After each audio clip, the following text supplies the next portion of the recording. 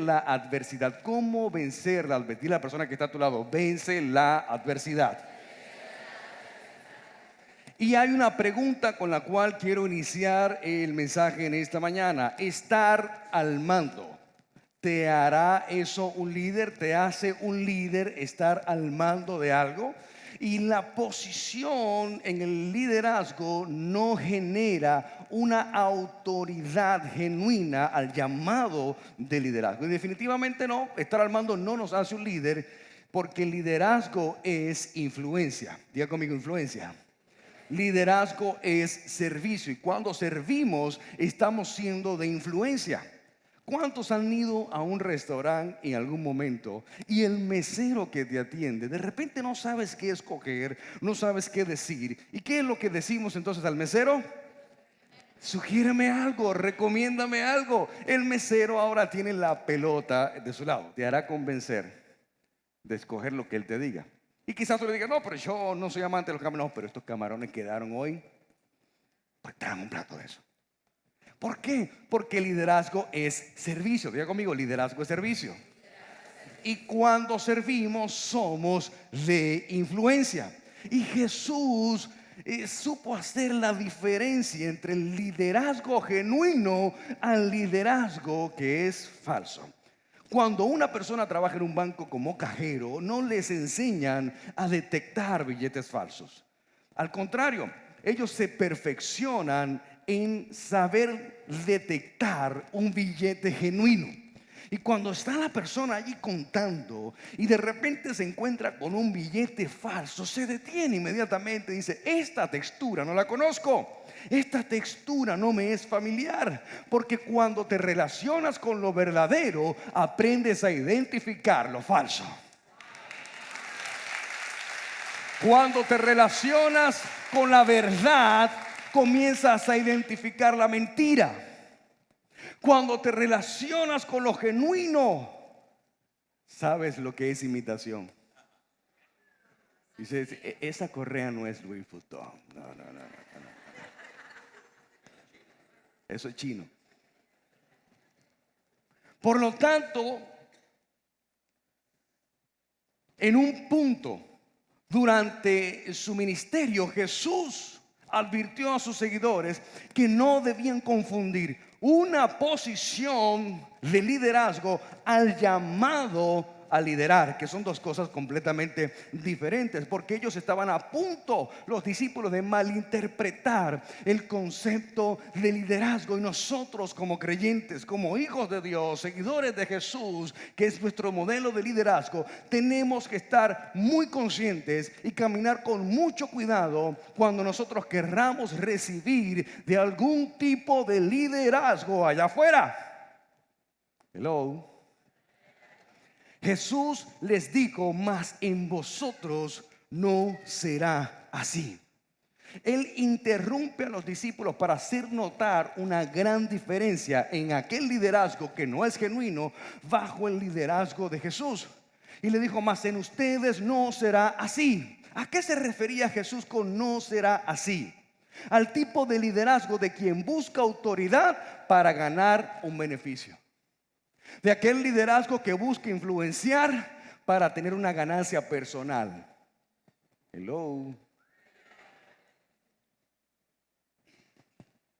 Y Jesús explica lo siguiente: el mejor líder, aquel que se alinea con la visión de Jesús sobre el liderazgo, liderará como un siervo atento a sus responsabilidades y que responde a su alto llamado.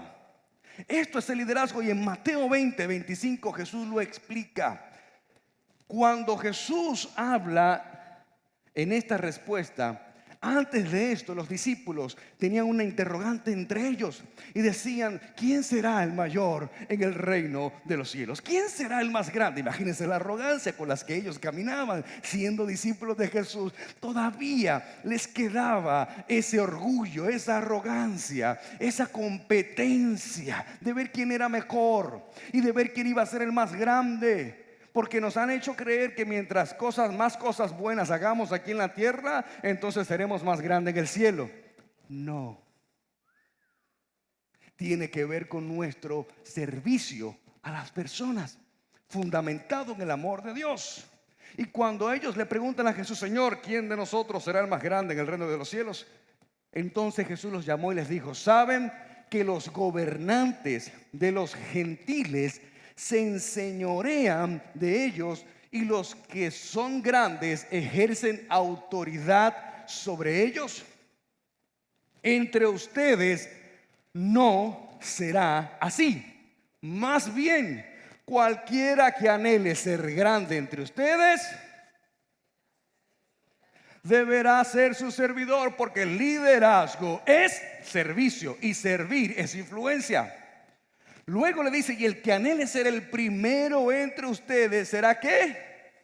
Su siervo. De la misma manera, el Hijo del Hombre no vino para ser servido. O sea, él está hablando del Hijo del Hombre, es él, es Jesús. El Hijo del Hombre no vino para ser servido, sino para servir y para dar su vida en rescate por muchos. ¿Cuántos dicen amén a eso? Si no hubiera sido por eso, tú y yo no estuviéramos hoy aquí. Jesús no solamente les dijo cómo debían hacerlo, sino que les enseñó cómo se hacía. Jesús le dijo: así como el Hijo del Hombre no vino para ser servido, sino para servir y dar su vida por el rescate de muchos. La pregunta es: ¿quiere ser un líder del tipo no será así entre ustedes? Espero que sí. Y yo sé lo que es y cómo se siente usar el arma de la posición para mover a la gente. El primer nivel de todo el liderazgo de una persona comienza en una posición. Diga conmigo: posición. Hoy te contratan para una empresa y lo único que tienes es una posición. No tienes liderazgo, aunque seas el mejor haciendo lo que haces, aunque tengas todos los talentos, habilidades, destrezas, competencias, no tienes liderazgo. Tienes una. El liderazgo se gana, el liderazgo se desarrolla. Pero Jesús nos dice que hay otra manera, una manera mejor, y es a través del servicio. La pregunta que te hago es: ¿qué estás haciendo para cultivar influencia? Muchos de ustedes quizás nunca estén en una plataforma dando una conferencia o un mensaje. Quizás muchos de ustedes nunca tengan que hablar frente a miles de personas, pero desde la posición donde Dios te ha colocado, desde esa posición necesitas ejercer influencia. Desde esa posición necesitas ejercer el servicio que te dará como resultado influencia. ¿Quiénes son las primeras personas que influenciamos? Nuestros hijos. Un día le pregunté a mi hijo Elías: ¿a quién te quieres parecer? Y él me dijo: a ti. Yo le dije: pero estás haciendo cosas que no se parecen a mí. Usted sabe todas las cosas que hacen algunos niños de 11 años. Eso no se parece a mí. Un día se llevó su teléfono celular para el colegio, lo tenía prohibido. Se lo descubrieron en el colegio. Ya usted sabe, se puso transparente. No se lo digan a mi papá.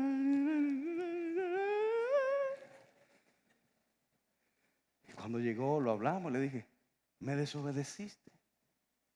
Y la desobediencia trae consecuencia. Liderazgo es influencia, liderazgo es servicio. Quiero hablarte hoy de 7 principios para vencer la adversidad. El primer principio es depuración. Diga conmigo: depuración. Me encanta comenzar aquí, porque cuando Jesús les habla y les dice: entre ustedes no será así, le está hablando de una diferencia, no de un liderazgo diferente a otro. No, hay un solo tipo de liderazgo. Le estaba haciendo la diferencia del liderazgo genuino al liderazgo que es imitación, al que es falso. Y es por eso que la parábola del trigo y la cizaña es tan poderosa. Y cuenta esa parábola que comienzan a crecer el trigo y la cizaña. Los empleados le dicen al patrón: patrón, en la noche alguien sembró cizaña. La cizaña no crece sola, la siembra alguien. Creció la cizaña y le dicen, ¿qué hacemos? Le dicen al patrón los empleados, ¿arrancamos la cizaña? Y el patrón le dice, no, no arranquen la cizaña ahora, porque cuando arranquen la cizaña es probable que también arranquen el trigo. Dejen que crezcan juntos. Dile a la persona que está a tu lado, ¿eres trigo o eres cizaña?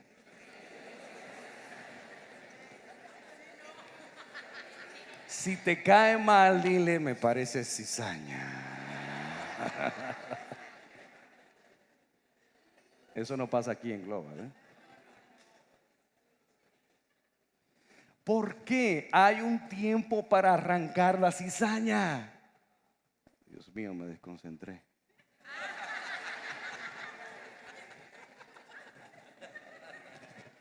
¿En dónde estaba? El hijo pródigo.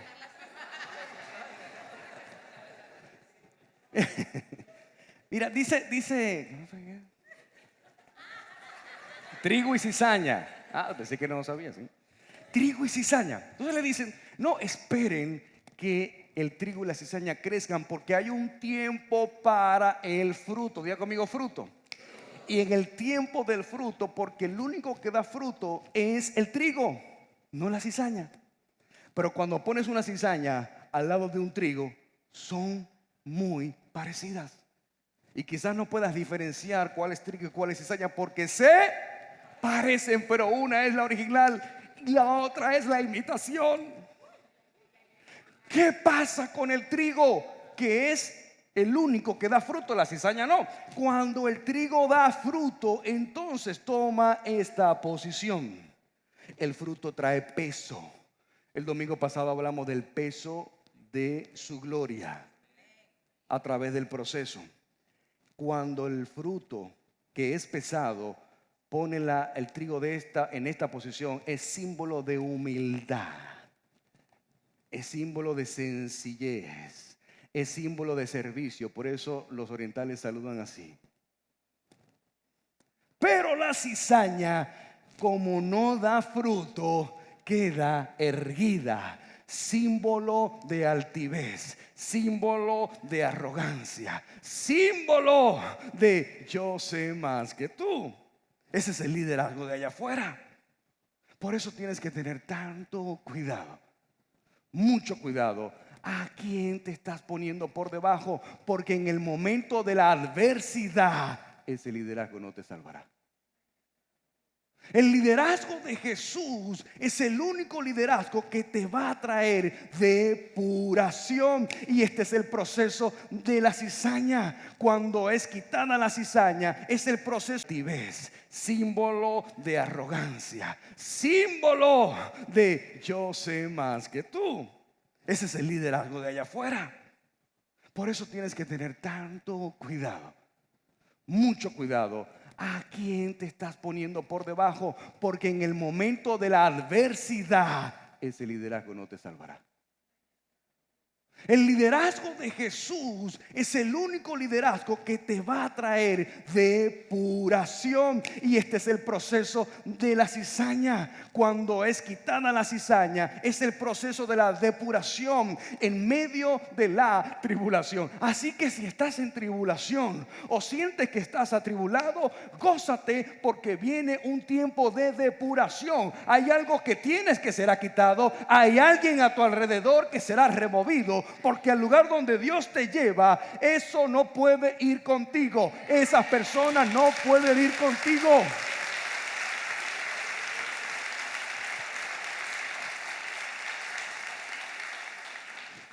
El término tribulación proviene del griego trubulum. Para aquellos que quieren poner nombres para sus hijos. Trubulum, ven a comer, trubulum.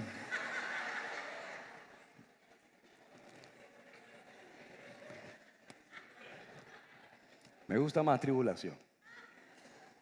Pero así se dice en griego. Una palabra que describe un instrumento. Diga conmigo, un instrumento. usado por los romanos, que servía para separar el trigo de la cizaña. Es decir, la herramienta que separa el trigo de la cizaña se llama tribulación. Así que el momento de tribulación es para el Señor hacer una depuración. Si le va a aplaudir, apláudale al Señor con gozo.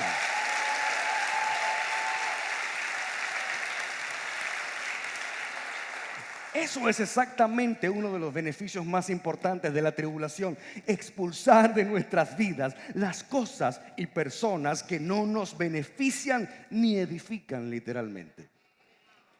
Es como el fuego que hace arder el metal precioso hasta consumir la escoria y dejar solo lo hermoso y valioso. ¿Sabías tú que en el metal, en el oro, en la plata, la escoria es consumida por el fuego?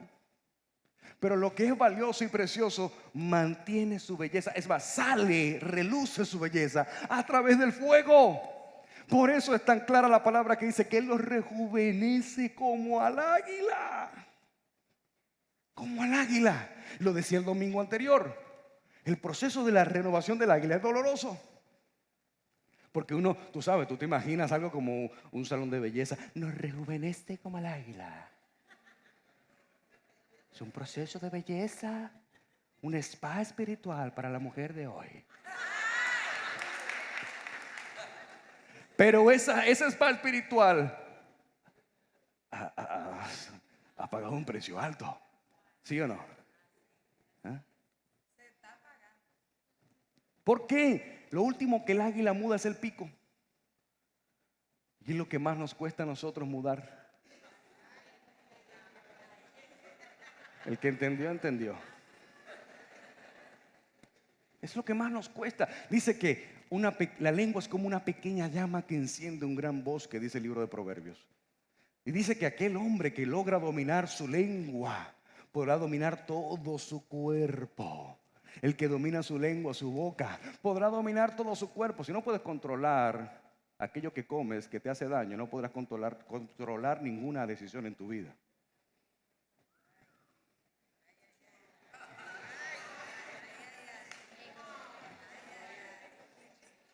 Ay, yo voy a dejar esta dieta porque yo no aguanto más. ¡Pum! ¡Va! Lo mismo será con tus decisiones en la vida.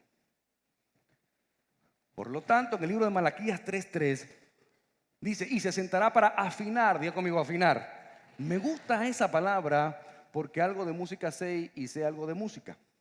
Dice: para afinar y limpiar la plata, porque limpiará a los hijos de Leví, los afinará como a oro y como a plata, y traerá a Jehová ofrenda de justicia, una ofrenda en justicia. La palabra afinar proviene del verbo asar, que significa fundir y luego limpiar. Diga conmigo, fundir y limpiar. Por eso muchas veces, a fin de que Dios pueda limpiar nuestras vidas, primero debe fundirnos mediante el fuego de la tribulación. Sí, yo sé que no provoca muchos amén. Mire, en el libro de Daniel está la historia de 3 hombres: Sadrach, Mesach y Abednego. Estos hombres fueron colocados en el horno de fuego.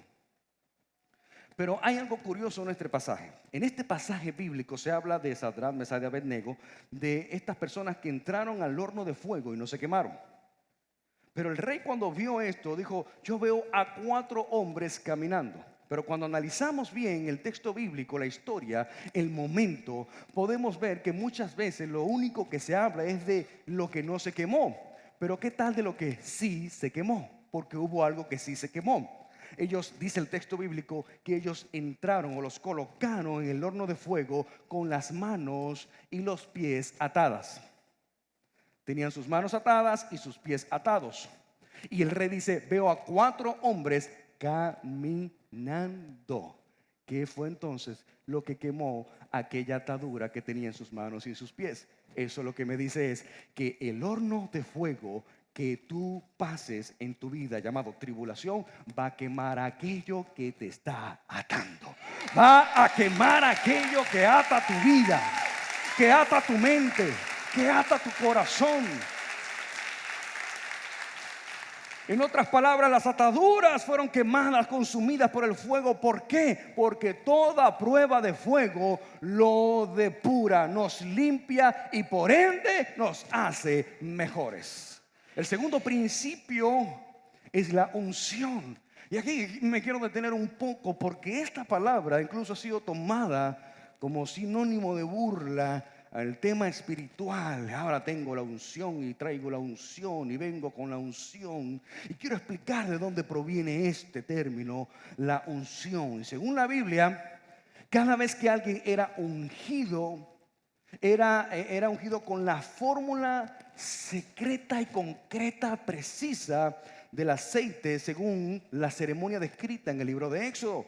Y el Espíritu Santo entonces descendía sobre esta persona, capacitándole para realizar la sagrada asignación aquí en la tierra. Por eso cuando nosotros somos bautizados, el Espíritu Santo viene a nosotros y entra en nuestra vida como el consolador y aquel que nos redarguye de todo pecado, pero es también el que nos capacita para la buena obra del ministerio. Ahora, la palabra ungido proviene del término ungir, que significa untar o perfumar.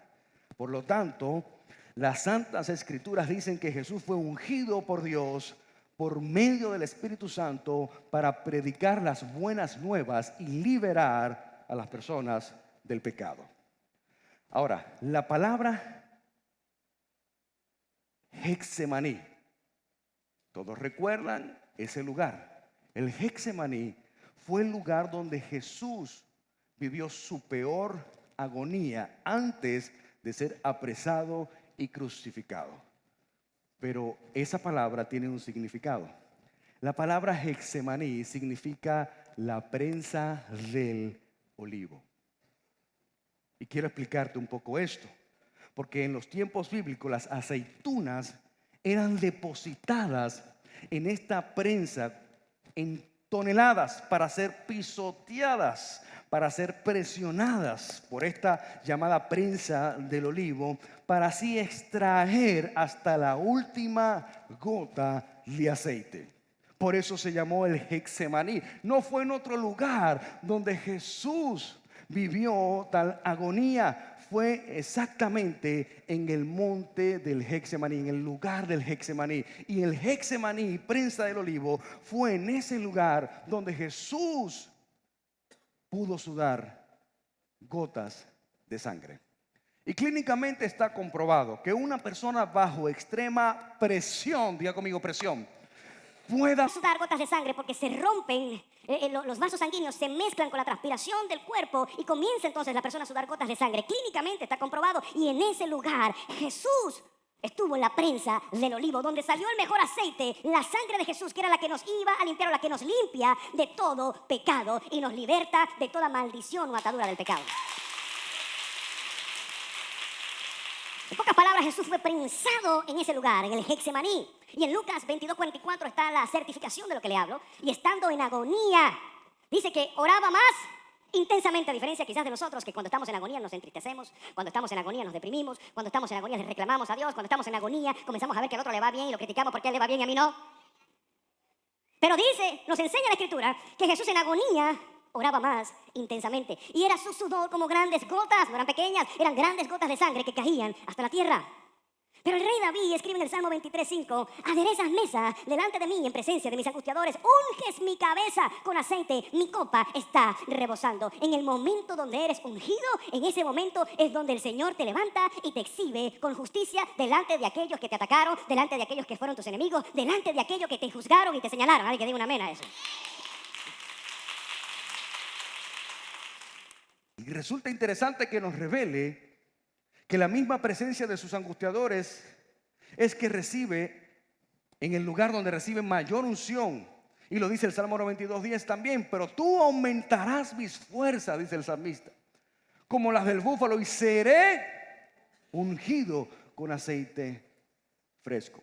Ahora, en el libro de Primera de Pedro, capítulo 4:12, notemos la respuesta del Espíritu Santo en medio de las pruebas, en medio de las circunstancias difíciles. Dice: queridos amigos, Dice el apóstol, no se sorprendan de las pruebas de fuego por las que están atravesando, como si algo extraño les sucediera. Suena incongruente esto, pero no hay manera de crecer cuando todo te sale bien. Bueno, hay algo que crece: el ego, la arrogancia, la altivez, la cizaña. Dice, como si fuera algo extraño. En cambio, alégrense mucho, porque estas pruebas los hacen ser partícipes con Cristo de su sufrimiento, para que tengan la inmensa alegría de ver su gloria cuando sea revelada a todo el mundo. Si los insultan porque llevan el nombre de Cristo, serán bendecidos, porque el glorioso Espíritu Santo de Dios reposa sobre ustedes. Alguien que diga un amén a eso. Diga conmigo, reposa. La palabra reposa en el griego quiere decir permanecer. Y esto nos habla de una unción que estará literalmente con nosotros hasta que la prueba sea superada. La unción del Espíritu Santo, la presencia, la permanencia del Espíritu Santo en nosotros en medio de la adversidad te hará llegar a puerto seguro, te hará llegar a la victoria. Eres tú quien determina el tiempo de tu tribulación. Por eso Pablo la llamó como debía llamarla: esta leve y momentánea tribulación. Muchas veces les digo a la audiencia, a la gente a quien predico, que no desean tener problemas. El que no desea tener problemas no desea tener unción. Porque si no tienes problemas, no podrás tener unción. La prensa del olivo. Mientras más presión tengas en tu vida, saldrá un mejor aceite. El aceite, ¿sabes qué significa? Aquello que sana, aquello que liberta, aquello que te da autoridad en aquello que hablas, en aquello que predicas, en aquello que enseñas. Cualquiera puede tomar mis mensajes y predicarlos, pero nunca será igual. Jamás. Porque sobre mí hay una unción producida por la prensa del olivo, del sufrimiento y del dolor que yo he atravesado. Por eso hay cosas que es necesario atravesar. Cuando le preguntas a un niño de 9 años que su madre fallece a esa edad, ¿qué le puedes decir? Cuando me tocó decirle a mi hijo que su madre había muerto, su madre biológica, le dije, solamente te puedo decir algo, que será grande lo que Dios tiene para ti, que a esta edad estás atravesando esta prensa del olivo. No puedo decirte te entiendo, porque yo no he pasado por lo que tú en tus 9 años estás atravesando. Por eso nadie puede hablar de lo que no ha vivido. Nadie puede dar de lo que no tiene. Y hay una conclusión en mi vida. Yo siento más la presencia de Dios sobre mí en tiempos de calamidad que en tiempos de paz. ¿Será porque en las calamidades buscamos más a Dios? Buscamos más intimidad y buscamos más su rostro. Y Dios dice, bueno, calamidad, me buscas más. Calamidad.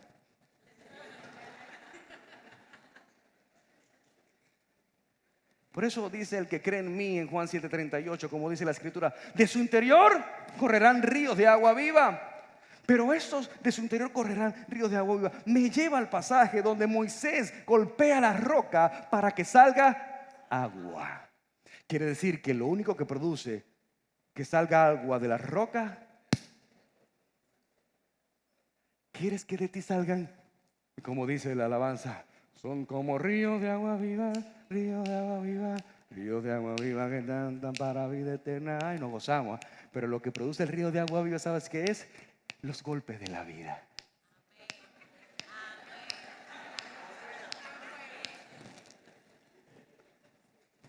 ¿No quieres ser golpeado?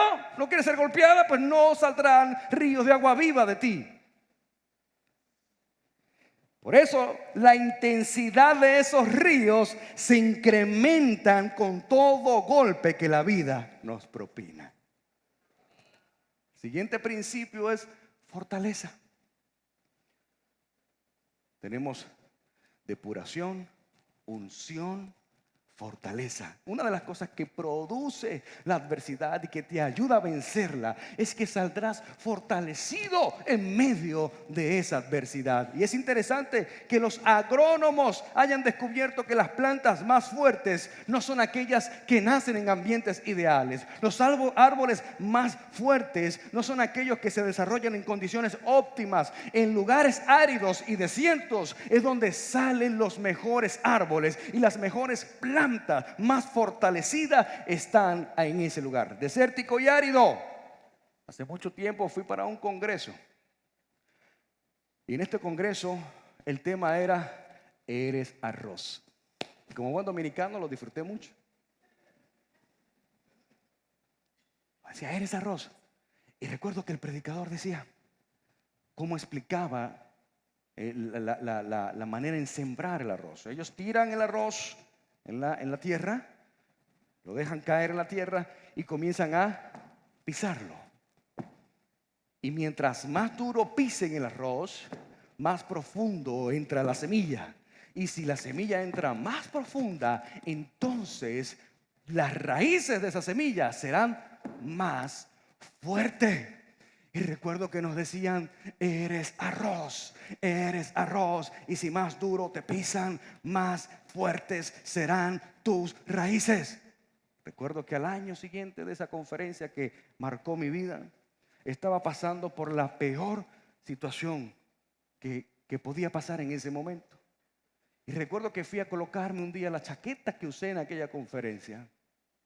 Y en esa conferencia nos habían dado a todos un papelito que decía, eres arroz. Yo conservé ese papel y en mi peor momento saqué esa chaqueta. Y cuando la saqué para ponérmela, salió un papelito de la chaqueta. Cogí mi papelito y decía, eres arroz. Mientras más duro te pisen, más profunda y fuerte serán tus raíces. Alguien que me diga un fuerte amén a eso. Fortalecidos. Mayor es el que está en nosotros que el que está en el mundo, dice en la escritura. Y cuando tú entiendas que mayor es el que está en ti, entonces será fortalecido, dice la escritura. Diga el débil, fuerte soy, porque Él se hace fuerte en nuestra debilidad. El siguiente principio es la oportunidad. Y si de algo estoy seguro en todos los años que tengo como pastor, es que las tribulaciones son uno de los principales instrumentos divinos para crear nuevas oportunidades.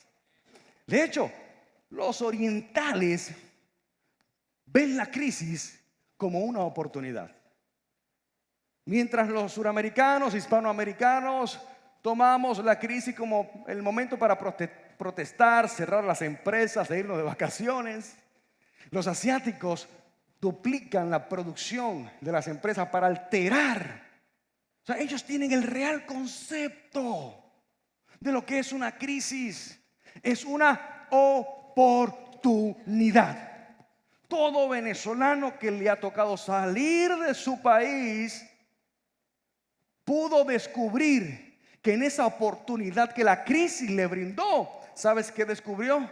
Dones, talentos, habilidades, competencias que no sabían que tenían.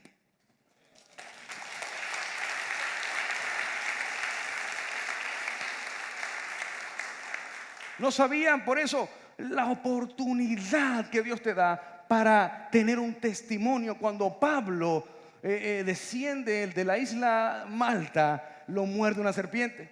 Y cuando la gente lo vio que una serpiente lo mordió, inmediatamente interpretaron eso como el juicio de Dios. porque era algo malo que le estaba pasando. Pero cuando vieron que Pablo no murió con el veneno de la serpiente, ellos quedaron asombrados de lo que estaban viendo. Y es donde Pablo entonces les predica: toda crisis que pasa por tu vida es la oportunidad también de tu poder hablarle a alguien más del Dios en quien tú has confiado, del Dios a quien tú le has creído.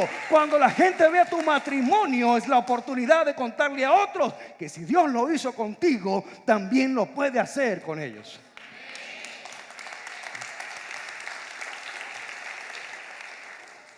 Es la oportunidad de poder testificar. De igual manera sucedió con el profeta Daniel. Daniel fue llevado al pozo de los leones. Y por eso fue llevado por desobedecer, un decreto real. Habían prohibido elevar oraciones a otros dioses que no fueran sus dioses. Y a Daniel lo consiguen orando a Jehová de los ejércitos. Y lo apresan, lo meten en el foso de los leones para que los leones se lo comieran. Y resulta que se hicieron amigos. Siempre he dicho que el motivo por lo cual los leones no se comieron a Daniel es porque no olía carne. Los deseos de la carne, los deseos pecaminosos que el ser humano tiene como naturaleza humana, Daniel no los tenía. Pero más que eso, era el poder de Dios, la presencia de Dios que estaba en ese lugar, que hizo que los leones no se acercaran a él. Cuando el rey vio esto, en el libro de Daniel capítulo 6, 26, mira lo que dice.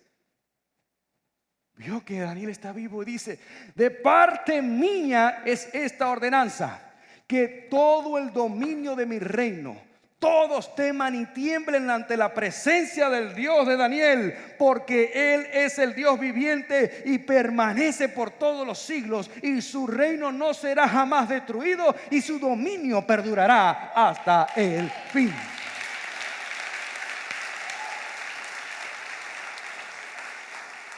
El siguiente principio lleva por nombre revelación. Hay cosas que solamente y exclusivamente te serán reveladas en el momento de la crisis. No hay otra manera. Pero Dios es tan cruel, pastor. No, Dios no es cruel. Nosotros somos los crueles, que no somos obedientes a su palabra, no somos obedientes a Él. Dice la Escritura: Él sigue permaneciendo fiel aún en medio de nuestra infidelidad. Entonces, la tribulación, la adversidad produce revelación. Y cuando hubo una gran tormenta que se levantó en la barca con Jesús, y los discípulos vieron que Jesús detuvo el mar, detuvo los vientos, hicieron la pregunta: ¿y quién es este hombre que los mares le obedecen? Esta expresión nos revela el descubrimiento de un aspecto desconocido para los discípulos. Dice la Escritura: Él sigue permaneciendo fiel aún en medio de nuestra infidelidad. Entonces, la tribulación, la adversidad produce revelación. Y cuando hubo una gran tormenta que se levantó en la barca con Jesús, y los discípulos vieron que Jesús detuvo el mar, detuvo los vientos, hicieron la pregunta: ¿y quién es este hombre que los mares le obedecen? Esta expresión nos revela el descubrimiento de un aspecto desconocido para los discípulos, algo que fue revelado precisamente en uno de los momentos más difíciles. Y resulta evidente que las circunstancias que vivió le habían dado una nueva luz en cuanto a lo que Dios haría en el futuro. Entonces esto me enseña algo: nada puede revelarnos mejor los aspectos de la gloria divina que las calamidades de nuestro diario vivir. No es muy motivacional, yo lo sé, pero créeme, podrás crecer como nadie más. Nada nos revela la gloria venidera sino esa crisis que vivo en el presente. Por lo tanto, Sadrach nunca había visto al Señor cara a cara en toda su gloria hasta que el horno de fuego se le permitió. Daniel nunca tuvo un encuentro con el ángel de Jehová. sino las profundidades del foso con los leones. Así que en el momento más crítico de tu vida, es ahí donde Dios se manifestará.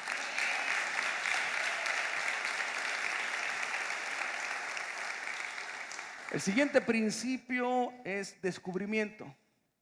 Así como te dije anteriormente, este principio nos ayuda a descubrir también dones, talentos, habilidades que todos tenemos, que no conocemos. Por eso cuando el Señor se acercó a Abraham, le habló de una descendencia como la arena del mar y las estrellas del cielo. Pero lo curioso es que las estrellas solo se ven.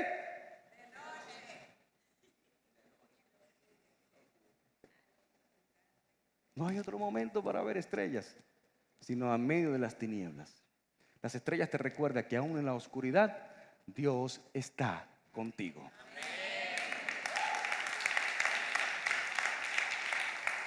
Por eso en 2 de Corintios capítulo 1, 3 y 4 dice: bendito sea el Dios y Padre de nuestro Señor Jesucristo, Padre de misericordias y Dios de toda consolación. Escuche esto, escuche esto. Esto marcó mi vida cuando se me reveló, no cuando lo leí, cuando se me reveló. En el peor momento de mi vida entendí algo. Cuando leí esto dice: Padre de misericordia y Dios de toda ¿qué? En el cual nos consuela en todas nuestras tribulaciones, para que podamos también nosotros consolar a los que están en cualquier tribulación. ¿Por medio de qué? De la consolación con que nosotros somos consolados por Dios. Consolarás a otros con la consolación que Dios te dio en tu peor momento. Por eso yo puedo tener un libro hoy llamado Nada es imposible. Porque puedo decirle a alguien que en mis momentos donde yo pensaba que todo era imposible, el Espíritu Santo me consoló en mis peores momentos de tribulación para yo sobrevivir en esa crisis y hoy día poder decirle a todo el mundo entero que si Dios lo hizo conmigo, también lo puede hacer contigo y aún más grande que como lo hizo conmigo.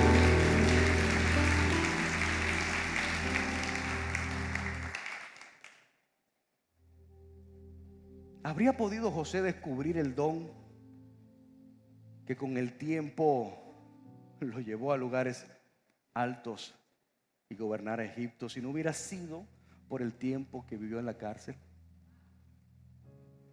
¿Habría podido Elías llegar a ser uno de los más grandes profetas si no hubiera sido por la persecución de Jezabel y de los profetas? Pienso que no. Lo mismo sucede con tu vida. Se precisan ciertas contrariedades para llevarte a descubrir que por la gracia divina has sido dotado y dotada de abundantes talentos, dones y habilidades para colocarlos al servicio de la expansión de su reino aquí en la tierra. Si Dios es por nosotros, nadie podrá estar en nuestra contra. ¿Cuántos dicen amén? Y el siguiente y último principio: autoridad. La palabra autoridad implica un prestigio y crédito ganado, un reconocimiento que se le da a una persona por su legitimidad y por su calidad de vida o experiencia en alguna materia. Eso se llama autoridad. Nadie puede dar de lo que no tiene. Pero nuestro mundo está lleno de muchas personas que constantemente hablan sobre cosas que nunca han probado en su vida. Y de eso está lleno el mundo. El respaldo para dar un mensaje no proviene de las palabras que están en el mensaje, sino de la experiencia, las huellas y las cicatrices del que exhibe su vida y da el mensaje. Serás probado en todo lo que enseñes. Serás probado en todo lo que prediques. Serás probado en todo lo que muestres. Y también serás probado en todo lo que critiques.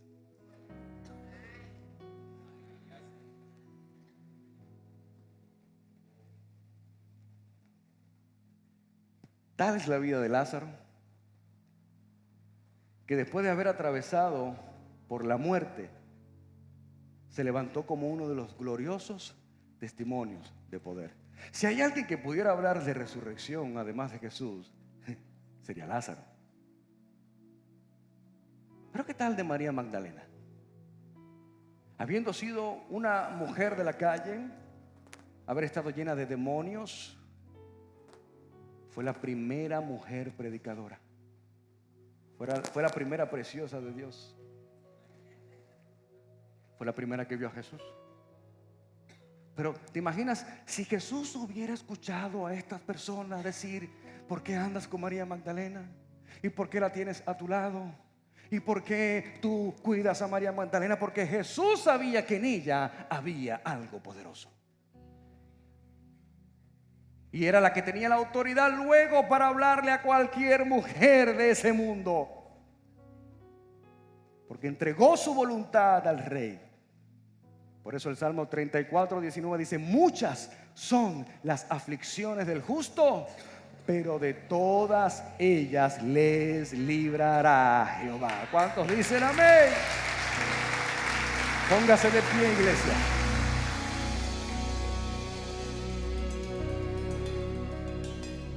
No hay mejor lugar y mejor momento en tu vida que el Getsemaní. La tribulación y la crisis es el momento para sacar tu mejor versión.